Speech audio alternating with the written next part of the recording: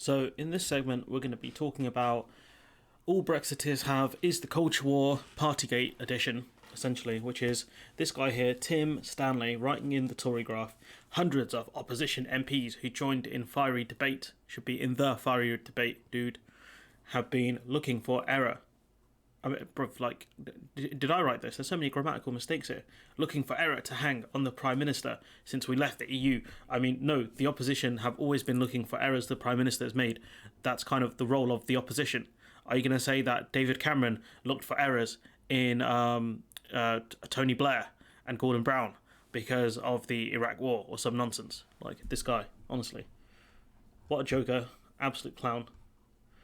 On Tuesday, Labour tabled an urgent question on the infamous Bring Your Own Booze party held at Downing Street on May 2020, which we're going to cut to a clip of Dominic Raab talking about that because it is hilarious. It must have been boozy. No one can remember if they went to it. I mean, yeah, it must have been one wild night. Must have been some powders involved if no one can remember it. I think this debate might be one for you, said Prime Minister to my guy Michael Ellis, my local MP, the Paymaster General. We need a futile gesture at this stage because no ministers wanted to go up to defend him, so they sent my G, Michael Ellis, in there, a guy who I see once every election cycle. Thanks, Michael. So Mr. Ellis, a toady of the highest calibre, I was cheerfully parachuted into the Commons to face an execution squad of hundreds of shouting, jeering opposition MPs. Behind him, a few Tories whispered, "Rather you than me," because Michael Ellis is that guy. He'll always go up to bat. The first shot was fired by Angela Rayner, was the Prime Minister in attendance on May 20, breaking lockdown rules when the rest of us were obeying them and thousands were dying of COVID. Why won't the Prime Minister come to defend himself? Which, he really should have done. He really should have gone out and defended himself. Even if he went with the, we need to wait for Sue Gray to do her investigation. Yes. Mr. Johnson is busy, said Mr. Ellis. I mean, what's he busy doing? Wine Time Fridays? What is this? We all feel the country's pain. I mean, you definitely do not. If you did, you wouldn't have voted for austerity. If the rules were broken, there must be a punishment and the police might be called. I mean, that's not going to happen. The Met aren't going to get involved, so that's a load of rubbish. But don't assume the outcome of Sue Gray's inquiry before the evidence in. But Sue Gray, she's not going to allocate guilt or anything like that to anyone. Most likely she's going to talk about the culture in Downing Street and nothing more. So it's just a joke to pin this on Sue Gray. It's going to be the Mueller investigation again. Any human resource matter referring to personal needs to remain confidential. Should be a comma there, really. He concluded, as if the Prime Minister was a secretary accused of stealing printer ink, earning himself an ironic round of applause, which is true that has to remain confidential. I mean, not really. He's the goddamn Prime Minister. If he's breaking the rules, we should know about it. He was then sprayed by an obviously choreographed litany of lockdown horror stories of constituents and loved ones hurt by the rules. I think the way he's written this is very condescending. Obviously choreographed, like it's very condescending writing like that, especially when people have lost people they care about. To which Mr. Ellis could only refer to the importance of procedure until he collapsed on the green bench, riddled with bullets, more whole than man. That's pretty funny, I can't lie. He got collided by the sounds of it. But wait, Labour alleges the Prime Minister broke the rules, and that would be because the government designed them. But Labour waved them through. I mean, arguing that Labour voted them through and therefore they are just as guilty doesn't make any sense whatsoever. Honestly, it doesn't. Like, Labour didn't write the rules; they had to vote them through. At least in some of the occasions, because otherwise Labour would look like an anti-lockdown party. Like, no, they could have offered amendments, but the government would have just said no. And listening to their testimonies, it started to sound like the rules they endorsed should have faced a bit more scrutiny. I mean, to be fair, when you read these stories, you can kind of semi-agree with him, but the problem is these are more emotional arguments, especially given that, the horror show of the first lockdown, which was, NHS was overrun once again because of Tory cuts and things like that.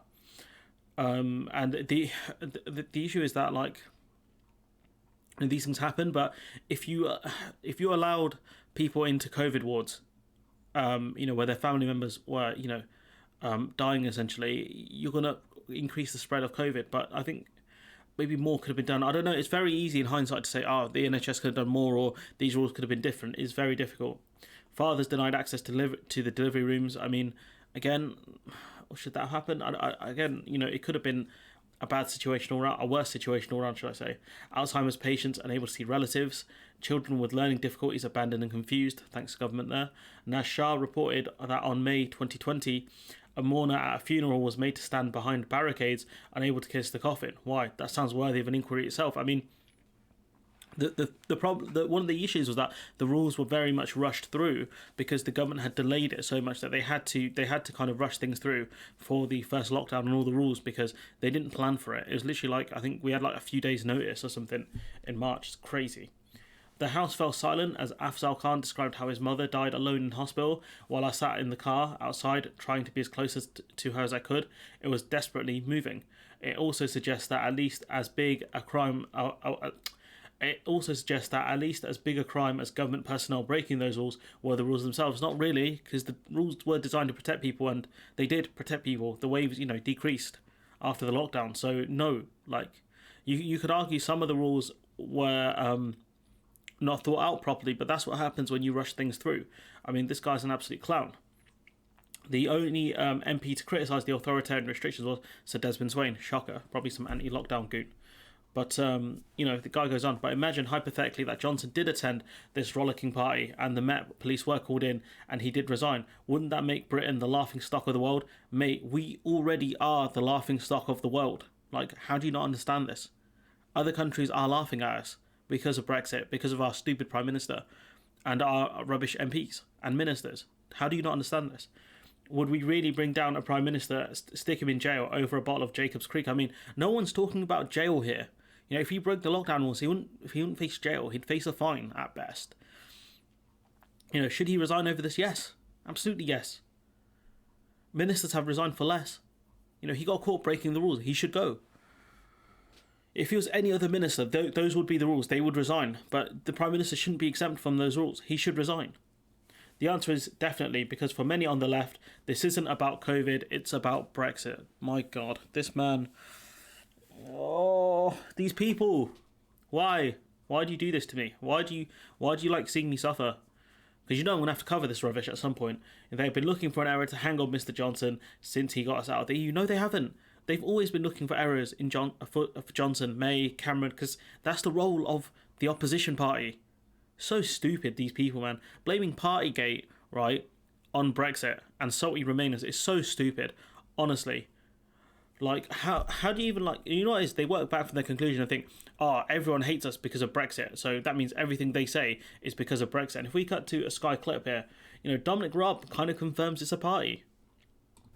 So let's play this clip. The country for 2 weeks, weren't you, when the Prime Minister was poorly? Were you at all aware of a drinking culture? No. I mean, the thing I would say is that people work in extremely long hours, and so it doesn't surprise me if people, as you see in other walks of life, had a glass of wine or beer at the end of a very long week. But yeah, they would have it at home, pal. They would have it at home because of the restrictions. So what are you talking about? I mean, Starmer was caught with a beer during, he was at a work constituency, having it with his lunch. I mean, I guess that's slightly different. If it was another kind of drink, no one would have questioned it so much. So I don't care, but these guys were sat around together, drinking wine and cheese, and you said it was a work event before. I mean, in fairness, Dominic Raab said it was an after-works drink. I mean, he's not the guy you want up defending this stuff because he keeps making gaffes about it. Let's carry on. I'll tell you, against the rules. I'll tell you, not in a work setting, but I'll tell you something, Kay, because I think it's important. Not in a work setting. I mean, most work settings don't even allow it anyway, so it's a bit of a stupid point to make. And I can only talk to what I know and what I see, and no one is credibly... I mean, there was the speculation that the 20th of May party was held in my honour. Ooh, 20th of May party, what? To thank me. It was just ridiculous. Was it? No, of course not. Ridiculous. So it was a party on the 20th no, exactly. of May, then? You refer to it as the 20th? No, the 20th of May party was held... Speculation that the 20th of May party was held... That the 20th of May party was held... So what you just said? It was nonsense. I wasn't invited, and I didn't attend. Imagine, like Rob's like, I didn't get invited. Yeah, I'm so angry. So what I can tell... And so I don't think anyone is accusing me of that. Oh, see, he's absolved himself now. He's saying, look, I wasn't even invited, so, I definitely wasn't there, I can tell you from what I saw, precisely because I did spend a sustained period, is number 10, particularly during that period when the PM was unwell and in hospital, but also throughout the pandemic, has been working phenomenally hard. I don't care how hard they've been working because they did a rubbish job. I don't care. Under grueling conditions, and I do not. You don't hear stories. How many other parliaments who had to go through the same thing, right? How many of them were caught having wine time Fridays and breaking restrictions? How many other parliaments were there? Didn't hear that from in the French government. Haven't heard it in the German one, the Polish one, the Portuguese one, the Spanish one. Haven't heard these stories come out in their respective governments. Why is it England is different? Why? Didn't hear it about the SNP, about the Welsh Assembly, Stormont. Didn't hear it about them, but why is number 10 different? Riddle me that, Rob. And I do not personally, from my own experience, recognise the caricature that they were all partying. This was incredibly serious. It's wine time Fridays, mate. That's what we heard in the Mirror. And difficult and dedicated. It was just ridiculous. Was it? No, of course not ridiculous. So it was a party. The 20th of May party was held. The 20th of May party was held. The 20th. Sorry, I played that too many times now, but you tell, Dominic Raab, maybe he wrongly, maybe it was a Freudian slip, maybe, but to argue that this is down to Brexit, this is all they have is the culture war. That's it. That's all they have, culture war nonsense. Anyways, I'm gonna leave it there. Let me know what you think in the comments below. Like, comment, share, subscribe, and hopefully I'll see you in the next one. 20th of May party was held in 20th of May party was held